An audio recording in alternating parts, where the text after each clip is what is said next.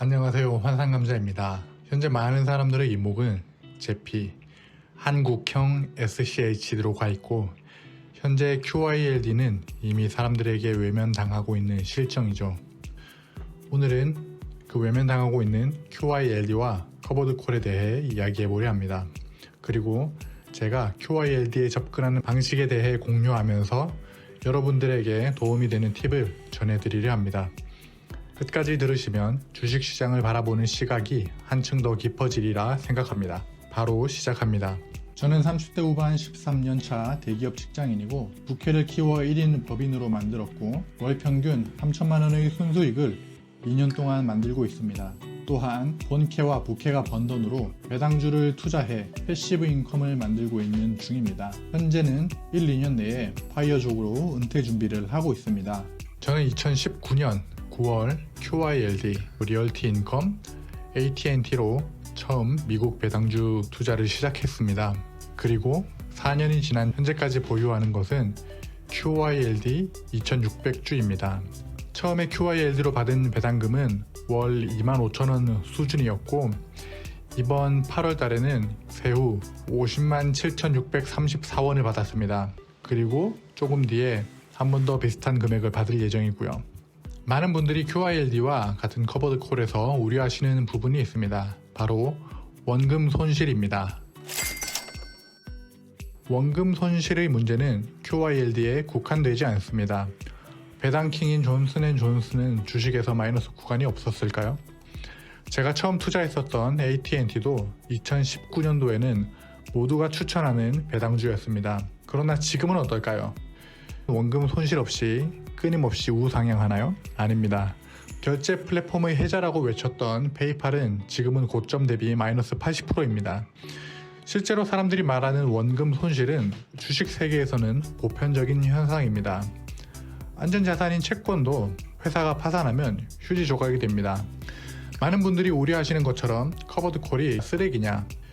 실제로는 QYLD가 제가 처음 배당주 투자를 시작했었던 때에 리얼티 인컴이나 AT&T보다 나았던 것 같습니다. 지금 시야로 보면 누가 AT&T를 사냐고 이야기하지만 4, 5년 전에는 AT&T는 모두가 추천한 배당주였습니다. 배당 삭감을 당하고 주가 하향을 기록한 AT&T와 QYLD를 비교했을 때 크게 나았을까요? 원금 손실은 모든 주식에 해당됩니다. 오히려 원금 손실로 이야기될 수 있는 상장 폐지를 더 걱정하고 들여다봐야 합니다. 여기서 말하는 원금 손실의 구조를 이야기하고 상장 폐지에 대해서도 이야기를 전달해 드리겠습니다. 많은 분들이 원금 손실이라고 생각하시는 부분은 ROC, 정확하게는 리턴 오브 캐피탈로 원금 반환을 의미합니다. 이 말의 의미는 투자자가 돈의 일부를 되돌려 받는 것을 의미합니다. 무슨 말이냐? 배당금은 회사가 투자자에게서 받은 돈으로 수익을 낸 것 중 일부를 받는 것을 배당금이라고 하죠. ROC는 회사가 투자자에게 받은 원금을 되돌려준다는 의미입니다. 그래서 배당금보다는 분배금이라는 용어를 씁니다. 운용을 해서 이익이 나면 이익금도 일부 포함되어 있고요. 여러분이 QYLD를 1000만원치에 샀다고 가정해 봅시다. 배당률이 12%라서 월 1%로 계산하면 월 10만원을 받겠죠. 받는 10만원 중에는 여러분의 원금도 있고 수익금도 있다는 이야기입니다. 실제 예시를 들어보죠. 올해 1월부터 7월까지 QYLD에서 받은 수익금의 97.29%는 원금이었고 2.71% 정도만 우리가 글로벌 X라는 회사에 맡겨서 얻은 순수익입니다. 우리가 받은 월 10만원의 분배금을 100%라고 치면 97,290원이 우리 원금이고 2,710원이 수익금 중 일부를 우리가 받은 것입니다. 이 내용은 글로벌 X 19A에서 확인할 수 있습니다. QYLD, ROC는 여기서 확인할 수 있고요. ROC에 대한 추가적인 설명은 아래 설명란에 남겨두겠습니다.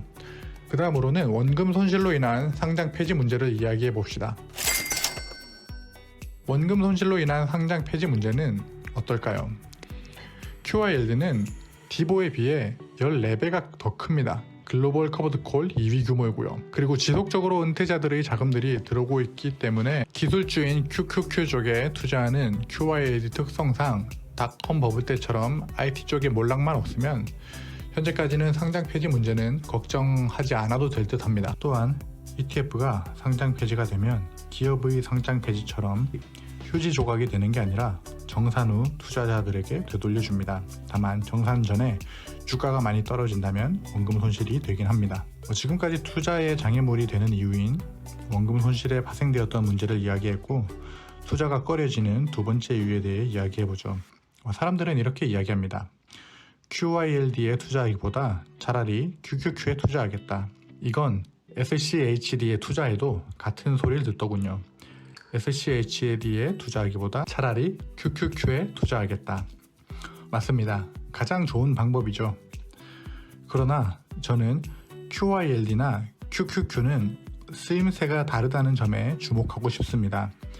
많은 사람들이 QQQ나 스파이와 QYLD를 비교하는데 이건 제가 볼 때 비교 불가입니다.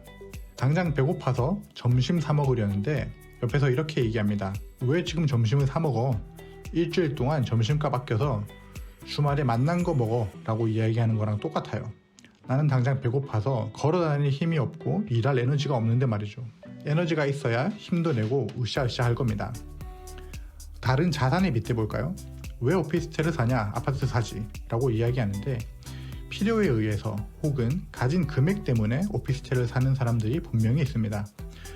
현금 흐름이 필요한 사람인데 자산에 투자라고 하는 느낌이라고 할까요? QQQ나 부, 스파이 투자처럼 시세 차익을 바라고 커버드 콜에 뛰어드는 사람은 없다고 봅니다. 필요에 의해서 커버드 콜을 선택하는 거죠. 복싱 선수들도 같은 체급끼리 싸우듯 체급이 같은 ETF와 개별주를 비교해야 된다고 생각합니다. 그렇다면 같은 체급끼리는 무엇을 어떻게 비교할까요?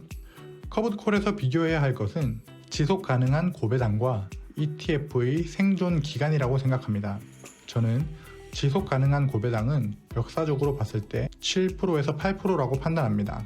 그리고 더 중요한 것은 ETF의 존속 기간이고요. 그런 의미에서 QYLD는 커버드 콜 중에 상대적으로 긴 역사를 가집니다.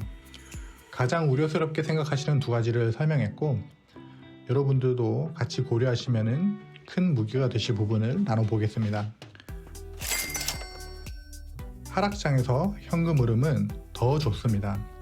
하락장이 좋은 점은 좋은 주식을 싼 가격에 살 수 있다는 점입니다. 문제는 하락장에서 다들 마이너스 구간이라는 점입니다. 모든 주식이 마이너스 30%, 마이너스 50%일 때 감정적으로 손절한 뒤 원하는 주식으로 갈아타는 게 말처럼 쉽지 않습니다. 매도를 누르기가 쉽지 않아요. 손실 확정하는 것 같거든요. 그리고 하락장에서 어떤 것을 팔아야 나에게 더 높은 수익이 될지도 정확하게 모르고요. 그럴 때 따박따박 나오는 높은 배당금을 사용해서 싼 가격으로 좋은 주식을 매수하고 가진 자산을 팔지 않고도 살 수 있다는 건 상대적으로 더 큰 힘을 가집니다. 저는 SCHD를 배당 주 종목으로 모아가고 있으며 최근 SCHD가 $70 부근이었을 때 QYLD에서 나온 배당금으로도 매수할 수 있었습니다. 정기적인 월 배당이 가진 힘이 있습니다. 갑작스럽게 현금이 필요할 때도 도움이 되고요. 제가 하락장을 이야기했지만 언제든 상승장으로도 될 수 있는 게 주식시장이죠. 사람은 미래를 예측할 수 없습니다. 주식시장의 흐름은 크게 상승장, 횡보장, 하락장으로 나뉘며 사람은 언제 상승장이 올지, 횡보장이 올지, 하락장이 올지 모릅니다. 그렇기 때문에 각 장을 대비해야 합니다. 제가 가진 주식들은 상승장 공격수로는 SCHD와 QQQ, 횡보장에서는 QYLD와 제피가 수비수, 하락장에서는 현금과 QYLD, 제피가 수비수 역할을 할 겁니다. 하락장이나 조정장과 같은 시기가 언제 찾아올지 그리고 얼마나 지속될지는 아무도 모릅니다. 시간이 갈수록 점점 더 침체기의 골짜기가 갑작스럽게 찾아오고 계곡의 경사가 더 가파르고 더 깊어집니다.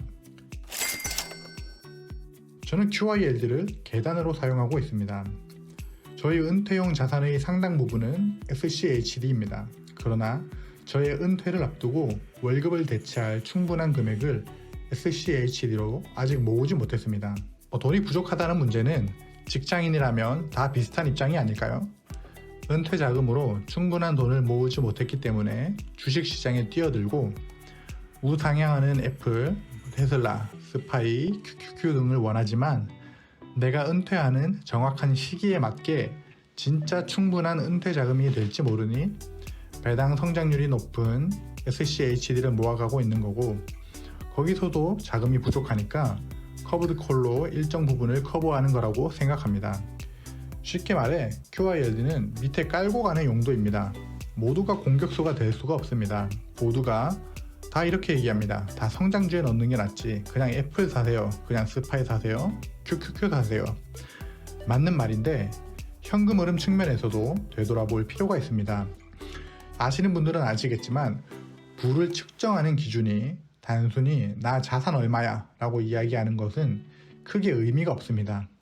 아파트 한 채 있어도 현금 흐름이 쪼달려 폐지주의로 가는 미래가 펼쳐질 수도 있습니다. 현금 흐름이 부족한 사람들이 레버리지로 부동산 자산을 샀을 때 역전세가 오고 나서 어떻게 되었나요? 많이 힘들어했었고 여전히 그 지옥 가운데 있으신 분들도 있을 겁니다. 우리는 자산뿐 아니라 현금 흐름도 동시에 신경 써야 합니다. 자산만 신경 쓰고 현금 흐름을 신경 쓰지 않는다면 현실에서 손가락만 빨고 있을 것이고, 현금 흐름만 신경 쓴다면 자산 가치의 상승기를 제대로 타지 못합니다. 자산과 현금 흐름을 동시에 신경 쓰는 액션을 취한다면 우리의 자산은 안정적으로 늘어갈 수 있으며 동시에 안정적으로 은퇴할 수 있습니다. 저는 일정 수준의 고정적인 현금 흐름은 굉장한 힘이 있다고 생각합니다. 김승호 회장님도 돈의 속성이라는 책에서 비슷한 내용을 언급했습니다. 따박따박 들어오는 현금 흐름은 미래를 예측하도록 도와주기 때문에 가치가 있다고요. 그래서 저는 QYLD로 현금 흐름과 현재를 커버해 주기로 했으며, 커버드 콜 중에 QYLD를 선택한 이유는 오래된 역사가 있기 때문에 투자를 했고 지금까지 유지했습니다. 주식 투자의 시작 단계에서는 좋은 선택이라고 생각합니다.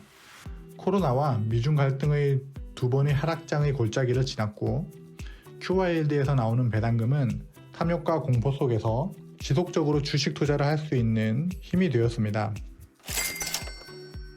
앞으로의 계획은 다음과 같습니다. 이것은 매도 매수 추천이 아니고 제가 생각하는 접근법임을 감안하고 들어주세요. 바이 앤 홀드가 아니고 바이 앤 점프, 일명 징검다리 계획입니다. 제가 생각하는 배당주 투자의 흐름은 이렇습니다. 1단계로는 고배당주 투자, 두 번째 단계로는 SCHD 플러스 고배당주, 3단계로는 SCHD 혹은 SCHD와 스파이 혹은 QQQ 등으로 점차 징검다리처럼 한 단계씩 업그레이드를 시키는 겁니다. 1단계에서는 커브드 콜을 최대 40%를 유지하고, 두 번째 단계에서는 커브드 콜 비중을 15%로 유지하고, 3단계에서는 커브드 콜을 0%로 목표로 하는 거죠. 현재 저희 단계는 2.5단계입니다. QYLD는 징검다리 역할로는 좋지만 장기적인 은퇴 자산으로는 썩 좋은 선택은 아닙니다. ROC는 원금 중 일부를 돌려주기 때문에 원금과 수익금이 점차 줄어들 것이기 때문에 그 다음 원금과 수익금은 점차 줄어들 수도 있습니다. QYLD에 지속적으로 투자하는 사람들이 늘어난다면 걱정할 필요는 없지만 만약 줄어든다면 ROC의 특성상 우하향을 그릴 것입니다. 오늘의 이야기를 정리해 봅시다. QYLD는 수비수 포지션에 가깝다. QQQ와 비교 금지. 비중은 작게 장기간 투자하기보단 징검다리로 이용하기. 저는 이론적인 가장 빠른 길보다 제가 갈 수 있는 도달 가능한 길을 찾고 있는 중입니다. 주식은 나와의 싸움이고 비교하지 않고 내 목적과 방향에 맞는 길을 찾아가는 여정이라고 생각합니다. 여러분이 갈 수 있는 도달 가능한 길을 잘 걸어가고 계신가요? 여러분의 길을 댓글로 알려주세요. 여러분의 인생 우상향을 응원합니다. 감사합니다.